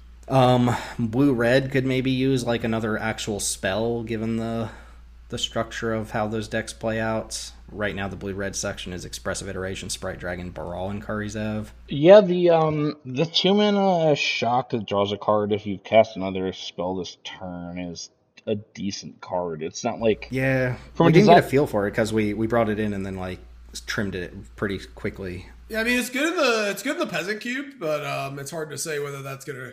translate it doesn't always. I think it would be fine. Like if we wanted to expedite the swap, I think that would be easy. Quick shot can probably come in for one of these cards. It probably could. I think that's probably fine. I'm looking at Sultai cards because I really wish that we had a 3-color Sultai card that was worth playing, but I don't. Sidisi the Brood Tyrant. Zamon and Dina is cool, but I don't think it exactly fits. I mean, it does signal the blue-black aristocrats. I was about to say Doug would put this in his deck 100%. He'd play like Esper, Sack, Splash, Zamon. Yeah, Yarok the Desecrated is underpowered. What does the DC do? 4 mana. No. It's a hill giant that makes you like mill your own cards. Wow, this is really bad. See the previous comment about it's a cons rare. Man. Wait. I got it. Okay. Cut Slimefoot and Squee for Disa, and then bring in Urborg Lurgoyf as a Sultai card so that we're up another Lurgoyf. Now we're cooking. Yeah. Man, Villainous Wealth. can you imagine how cool Muldrotha would be if it didn't suck? Yeah, well, Commander's still getting use out of Muldrotha, so... Emergent Ultimatum solved it. Did you know, fun aside, did you know if your opponent has Teferi Time Raveler on board, Emergent Ultimatum doesn't work? Are you serious? Because the ultimatum is still on the stack when you try to cast the cards that it's like letting you cast, but you can't you can't cast cards with something on the stack while Teferi's on board, so it just like blights. Oh my god, that's so amazing. Speaking of which, we should just bring 3-mana Azorius Teferi back, because it's not a Teferi Time Rattler, miserable. let's It's do not it. a miserable, awful card at all. Is there anything in green-white that's not just like a chunky creature that we could be Yeah, playing? Voice of Resurgence, but I don't think we should have Seraphic Steed and Voice, because there are so many 2-drops in both colors that it gets to be overload at a certain point. I will say, for the record, that I would like to see Voice come back for Seraphic Steed at some point, but I think it's one or the other. There's only so many 2-drop effects. I think we would need to see that Blue X control is like clearly demonstrating itself as the best color to have Voice be like. I think it has. I think it has. But like from OTJ on, Blue was like the best deck, but since we added all these Modern Horizons 3 cards, Blue has been. Yeah, I think it's dropped from that position. Well, once we made the measures to drop it down a little bit. I think it's not clearly the best right now, but there certainly was a point where it was. Okay, so maybe weird suggestion. It's probably a weird suggestion, but I know Teld likes the card, and I think the card's pretty cool too. What is that? Is it Naya? It's that card that makes all of your non-token creatures have tap make a... Oh, Girid. Girid of the... It's too specific. It's too specific. I know you guys don't like... It's a very cool card, but in this cube, you're mostly just like going to be making 1/1 tokens, which is... Yeah. 3-mana, 3/3 haste. Non-token creatures can tap to make a copy of a token. Yeah, I mean, if we were going to lean into this token space, I think still I would lean on Jinny Fey. Yeah, I was going to say, you guys aren't crazy about Jinny Fey, right? I would like to try it, I'm in between. I'm in between your guys' opinions. And to the listener, Jinny, let's go ahead and read Jinny Fey real quick. I'll pull it up. So Jinny Fey, Jetmir's second is... it's got a really weird casting cost, but it's essentially a 3-mana 3/3 that's triple green to cast, but you can sub out one of the green for a red, and you can sub out one of the green for a white. So it's like base green, but you have some flexibility with red and white mana there. You wouldn't put this in your mono green deck.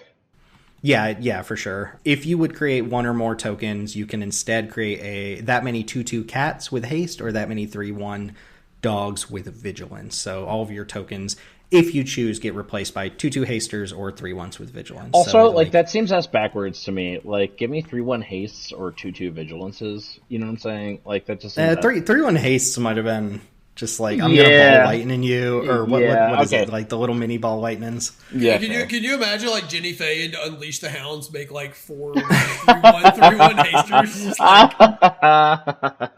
I would. Cackle. I mean, so we've rehashed this between ourselves, but to the people listening, we should probably just summarize it as Chris believes Jinny Fey is a interesting Naya card that can persuade people to draft like actual Naya tokens, which is a cool deck that's like not really incentivized outside of gold cards like this.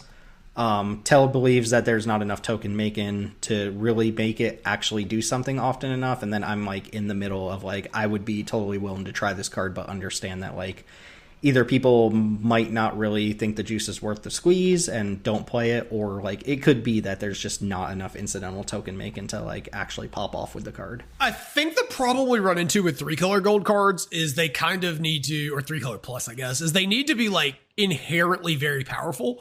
So if you look at the other gold cards we're running, like Slimefoot and Squee, Nicol Bolas the Ravager, Rafine, Omnath, these are all cards that are like, have been format warpers that are just like some of the extremely powerful cards that are maybe not Slimefoot and Squee, but it is very good in this cube. The other ones were all like standard superstar type cards and were really, really inherently powerful.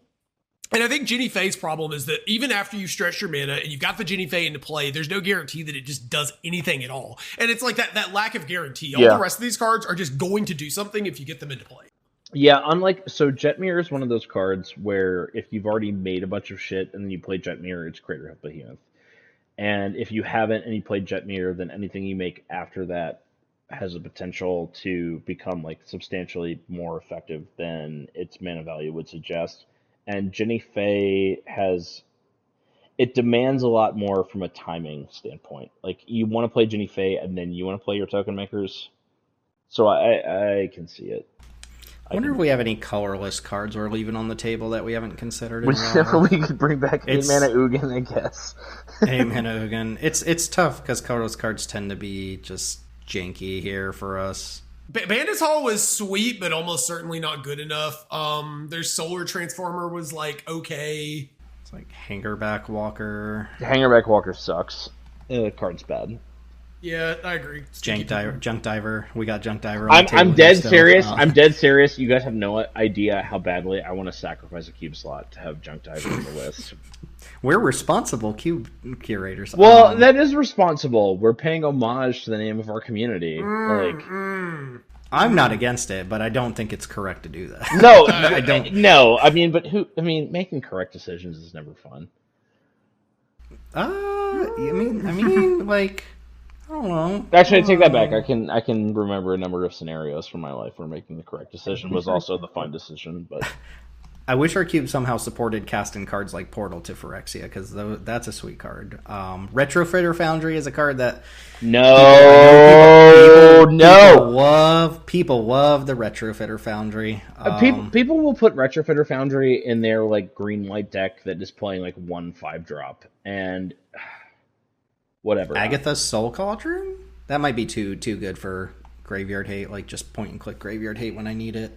Can be really rough for certain decks to deal with. Ironically, Colorless and Green have a lot of similarities insofar as like it's like, oh man, this card sucks, or wow, this card is cube warping. Mm-hmm.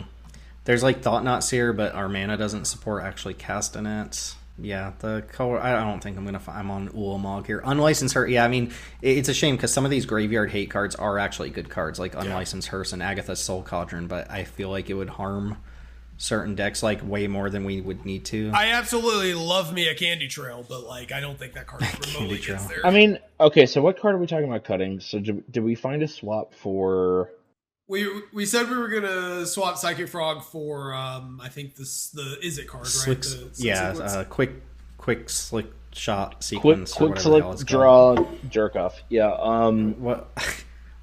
So as far as that one, as far as like other cards are concerned, I mean it saw play. We just decided to cut it for other things. Like what about Urtai Resurrected? Urtai's good. Really good. That's a card that I think is like decent. I mean, we're cutting a Dimir card too, so it's not. Yeah, so it could be Urtai for Psychic Frog, and then it could be Flage for name your gold card here. I think if we're talking strictly power, I think Urtai is actually just super good. Like I come up a lot on that card. I got to go back and forth about it because you do need to leverage the tempo it generates. But like if you are able to leverage the tempo it generates, it's extremely powerful. Yeah, I think Urtai's fine. Like we cut it because people weren't playing it a lot, but towards the tail end of us having it in the cube, it actually was seeing play in like Esper mid-range decks and things like that. I think it's good in the we've added Rafine to the cube, and it's like if there's going to be a Rafine deck, Urtai Resurrected kind of goes right in that sort of shell. Yeah, I think Urtai's fine. Hugs we can't have yet, unfortunately. But we won't have because what you're going to say is we have to cut Koglin Yadara to play it, and that'll be over my dead body. Okay, never mind. I like this Hugs card quite a bit. I think Hugs is pretty decent too. I think it's better than Koglin Yadara. I think you are insane if you think this card is better than Gruul cards are all interchangeable. They're all interchangeable. Except for Koglin Yadaro, I agree. That card's just the house, Oh yeah, that one for sure is the best one of them all. This is also is this not like some of the best flavor text that they've published recently? Most of his scars tell tales. A few tell jokes. I mean, it's pretty good. Like I forgot what it's like to have a flavor text on a card. I think this card, maybe the listener might have missed something there, but I sent a picture of Hugs, like a card image of Hugs to our group chat. So we're actually looking at the card Hugs just randomly now. But I think this card's like low-key kind of good. I mean, you have to be able to cast it is the thing. But yeah, but I mean, I think this card's kind of good too. But I think this card could replace Escape to the Wilds. No! If we're talking about Escape to the Wilds, absolutely. This card's way better than that. It's the same card, but it's a 5/5 trampler on top of. All right, fine. We'll cross that bridge when we come to it. We'll just make every Gruul card just be red, green. Yeah. We'll bring in what's the CCDD one from like Ravnica Legions or whatever. Wall Breaker or something like that. Yeah. I don't even know. There was another one from Eldraine. We could totally do it. Uh, okay, so what? Let's just wrap this up. Let's say Urtai resurrected and Slick Dick sequence for Psychic Frog and Flage. I love it when I sequence my Slick Dick. You know. Yeah, I'll send. Don't worry, I'll censor that one out in post. I think that's it. I don't think we have any emergency. So just to recap, we're keeping in Felia as kind of like the not quotation, the asterisk card as like the card that people are probably expecting us to cut that we're going to actually keep here. And then I think we're addressing pretty much anything else that has come up as a problem, and this should like kind of bring us back down to where we were before we introduced these Modern Horizons cards. Can we be honest with ourselves and say that the only reason Felia is staying is because that art is so adorable? Because it's a good girl. Yeah. Corgis are it's a fun card to play with. I mean, it is a fun card to play. It's a very fun card to have access to in your deck. It's not necessarily the most fun to have exile your Blade Splicer token and then next turn flicker your alternative green Blade Splicer or whatever to get the card is pretty brutal, but I do think, like I said, without rehashing too much, it's a step below like the must-go cards here, I think. Yeah, to summarize that everything that Tim just said, we're going to replace all of the problematic Horizons cards with 9 copies of Hugs, and we're going to call it a day. I do think... not Nazgul? Who doesn't... I've already made this a joke in chat at some point, but you know that how Commander has like partner cards, like partner with, and there are like 2 commanders that partner. They should have totally had Hugs and Kisses, and they didn't. Like you have a badger named Hugs and like a rabbit bard named Kisses, and they're just like, oh look, they're partners. Isn't it kind of funny how like Wizards consistently does this thing where they like attempt to subvert expectations, but they only choose to do it in situations where it's like the least fun. They're like, ha, we're subverting your expectations, but in a way that like doesn't give you a card that would actually be like really good for the Magic metagame. And then when they do, like when they give you exactly what you think they're gonna give you, it always sucks. I mean, I think that twice per turn trigger on Nadu was good subverting of expectations. Consider my expectations subverted. Of it being a downside? Of it being like a restriction on the card? Yeah. My expectations are fully subverted by Nadu. I no longer expect anything good moving forward. Nadu is where hopes and dreams go to die. Well, look, everyone knows that birds in general draw multiple cards per turn in Magic and in life. And if they hadn't put that on the card, then like everybody would have been. What does that mean? What does that mean exactly? Well, you see, it's because Nadu is winged wisdom, and everyone knows owls are wise. And the flavor of Magic is that your hand and library is your mental space. So if you have more cards in hand, you're smarter. I do like an owl, but they didn't make it look like an owl. They made it look like one of those dorky Egyptian birds, like those river birds. It is a dorky Egyptian bird. What, hoopoes? Yeah, that's what they did. Speaking of Egyptian, and this is my last aside, and then we should wrap up. But I had to do a deck guide on Cleopatra from the Assassin's Creed. Actual factual, just Cleopatra, the Egyptian queen. And when I'm looking over the cards to put in that deck, one of the cards that I put in was Hapatra Vizier Poisons or whatever. Which, correct me if I'm wrong, but isn't that just Cleopatra? Wasn't the whole point that Hapatra was supposed to be Cleopatra? Yes. Like in Magic form? Yeah, this is the whole the whole like we have Thor with Thor's Mjolnir, hammer but thing. Like we already had a reference to Mjolnir, and then we're gonna have the Marvel reference to Mjolnir. Dorky. Yeah, I mentioned that at the end of the last episode. How like these universes beyond things are creating some very weird things going on in Magic. But we can summarize this entire sub discussion by saying like Wizards stop being so bad at stuff. Wizard, no, I love you, Wizards. Don't let them give me a job. Look, I want a job too to make you less bad. No. Get this man a job. Tim has called too many things correct to not have a that's job actually accurate. Tim is like, this is going to happen in the next set, and what Tim proposed was better than what they actually did, but then they did some version of what Tim said that's less good. So yeah, Wizards hire Tim. Just hire him. Yeah, I want a job too. I want a job too because I keep predicting cards that you make that are more powerful than the cards that I wanted, which is a mistake, by the way. Yeah, no, Tim, out of all of Your us. card design sucks. Give me a job. Yes, that's basically what I'm saying. Yeah. All right, let's go and wrap it there. To the people who are listening, like this was kind of mostly like free form, but also at the same time like we're addressing you as the audience, which we don't do that when you're not here. Like just so you're aware, we don't address you as the audience when you're not here. We Like, never But talk about you. all the derailing and like getting into random side conversations, that all is very, very much true. We never ever complain about your terrible opinions. We never do that. Did you guys have anything to wrap up on like the update we're talking about for the listener before we actually just like cut off? And I'll do some extra stuff in post after this. Really sad. All these Modern Horizon cards look really sweet and that are just like a step too far above the power level. I really like the design on a lot of these cards.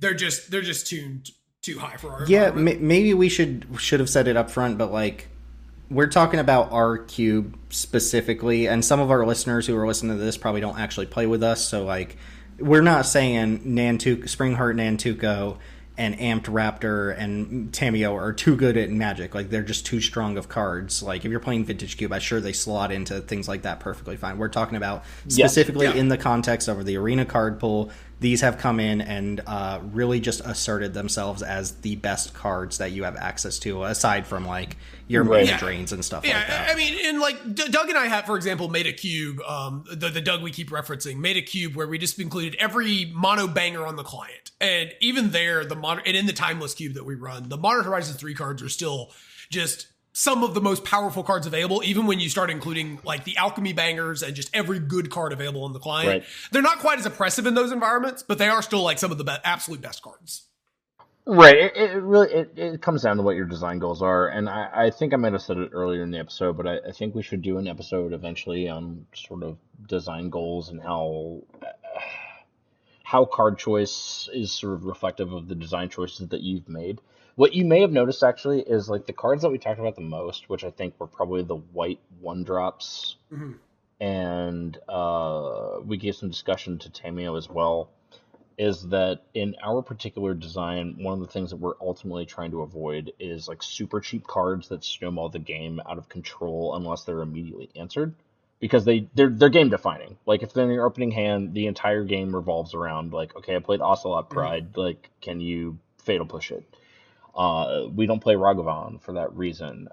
If that's not a design issue for your cube, if you're totally fine with like, haha, I had this 1-drop and you lose. Yeah. I'm not saying that's a bad thing, but that's not what we are going for. I would say if you're going to play these cards in an environment, particularly on the arena client, I would be very careful to make sure you have an immense amount of cheap, efficient removal that can get these cards off the table, because they will take over games if they aren't dealt with. And like we have a good bit of it, and it just doesn't feel like there's enough of it to stop these cards. What we also don't want to do is say, okay, let's add 5, 6, 7 more removal spells and have the entire queue be like threats and answers, and that's all that matters. Did you have the answer for the threat at the time that the threat was played? If so, yes, you get to continue playing. If no, then like you die to it. Like we just don't want the answer to be load the cube up with removal so that everything either dies or lives, and that decision is the only thing that matters. Like some people do approach things from that perspective, and we just don't want like every section to be 20 removal spells. Yeah,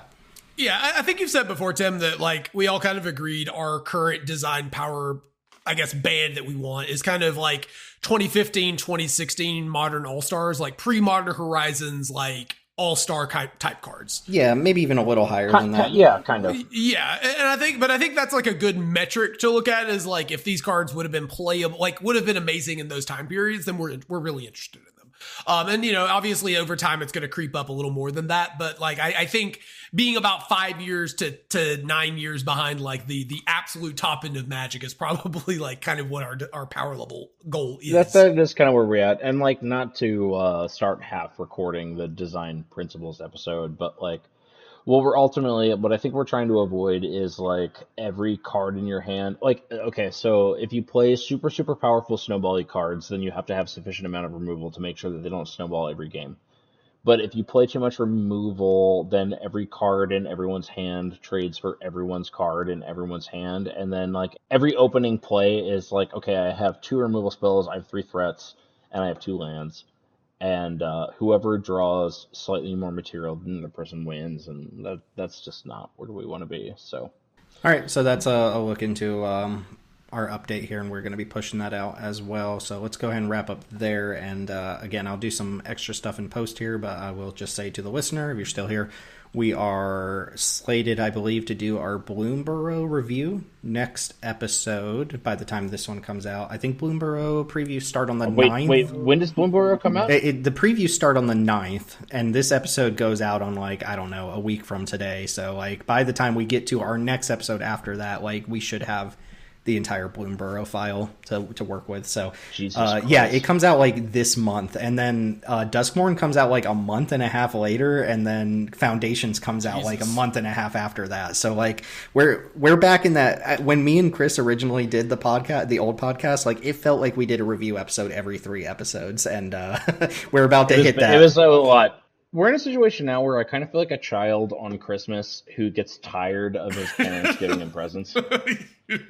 They're just like, here's a race car set, and I'm like, I don't want it. I have so much chocolate already. I'm still playing with the Lego set from last week.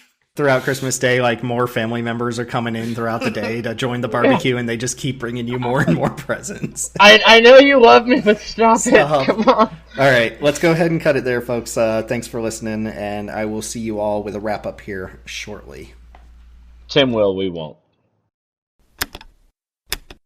And that's a wrap on our Modern Horizons 3 discussion. You can see it got a little messy there once we hit the gold cards, which usually happens for 2 reasons. A, there's so many gold cards to choose from that if we don't have something immediate in mind, we usually take the route of throwing out ideas until something sticks. And B, by the time we hit the tail end of these conversations, we're usually a little bit tired and loopy and just want to screw around for a little bit. But it all gets done in the end, though, right? At any rate, I hope it's been at least a little insightful to take a peek into our design process, or at least how we approach a mid-season update like this one, especially when we're able to identify a goal or a problem that needs to be fixed. Sometimes the cuts are easy, sometimes they're less straightforward, and sometimes we lean on what our community likes to do to make a decision. If you like this episode and you want to hear more design diaries like this in the future, we'd like to know so we can think about the best times to do it. We all kind of agreed it felt like doing this in the midst of trying to fix a design flaw felt like the appropriate time to record something along these lines. So if there's enough positive feedback, we'll consider doing more development diaries in the future. That's going to go ahead and do it for this episode of the Jank Tank, though. Remember, as always, that you can find our Discord server wherever you're listening to this podcast. Come join in on the conversation, get some cube drafts under your belt, and give us your feedback so we can continue to put out the best cubes we can. We have multiple cube events per week, with our mainline cube drafted on Sunday and Wednesday nights, our peasant cube on Saturday nights, and various Discord member-submitted cubes and guest cubes throughout the week. You can find us on Twitter at JankDiverGamin, YouTube at youtube.com/JankDiverGamin, and you can occasionally find Teld streaming on twitch.tv/TeldTalks, TELD Talks. We'll be back with a Bloomborough Cube review next episode. Until then, take it easy, and thanks for keeping us safe from Chris.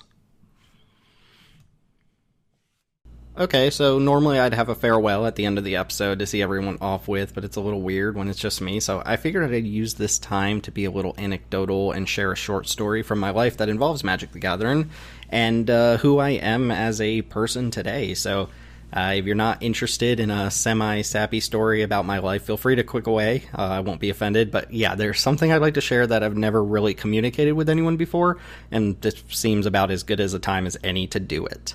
So, flashback with me to the mid-90s, where I'm a pretty shitty elementary school student with a terrible attitude. I have an awful temper, just an all-around brat of a human being. And seriously, the person I try to be today is nothing like the kid I was growing up. Like, if you met me today, you would be like, wow, how were you like that as a child? Yeah, just not a great kid. There was a lot of reasons for that I won't get into here, but just suffice to say that I was not a good kid in my early years. Think like, up to like 7-8 years old. I had a little bit of a change of heart in the later elementary school years, but up until that point I was a little bit of a handful. But anyway, attitude and everything aside, at that time I'm super into the Pokemon TCG that just really hit like North America in the 90s. My family, though, we don't have a lot of money, so it's not like we can go buy cards or anything like that. But me, being the punk-ass kid that I am at the age, I see an opportunity in my, maybe it was first, maybe it was second grade class, or maybe it was even earlier, like preschool or something like that. Whatever it was, I saw an opportunity to get my hands on some cards.